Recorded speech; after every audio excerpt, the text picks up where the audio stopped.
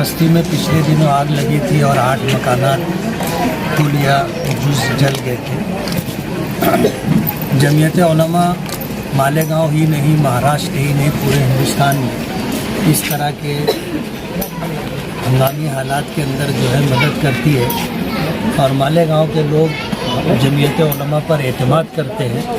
उनके एतमाद की वजह से हम लोगों को हौसला और हिम्मत मिलती है और हम लोग जो है लोगों के ताउन के साथ चलते हुए इस तरह के काम करते हैं। बसा औक़ात ऐसा होता है कि जमीयत के पास पैसा नहीं होता तो हम कर्ज़ ले करके ये काम करते हैं। अल्हम्दुलिल्लाह नई बस्ती में ये 8 मकानात जो जल गए थे उसकी तामीर जदीद का काम चल रहा है और तकरीबन 50% काम हो चुका है।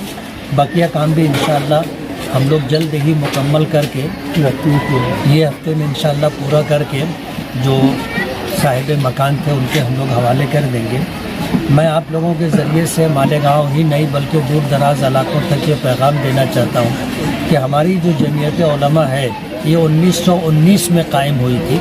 आज 100 साल से ज़्यादा अरसा इसके क़याम पर गुज़र चुका है और अल्लाह ताला का एक निज़ाम है कि जो चीज़ नफ़ा बख्श होती है अल्लाह उसे बाकी रखता है। जमीयत उलमा के अकाबिरीन और बुज़ुर्गों ने सिर्फ़ बात नहीं की, हमने हमेशा काम करके दिया है, जो वादा किया उसे पूरा किया। और इस सिलसिले के अंदर हम लोग खर्च का भी ये नहीं देखते कि कितना खर्च होगा, लोगों का एतमाद है और हम लोग जो है काम का बेड़ा जब उठाते हैं तो काम करके देते हैं।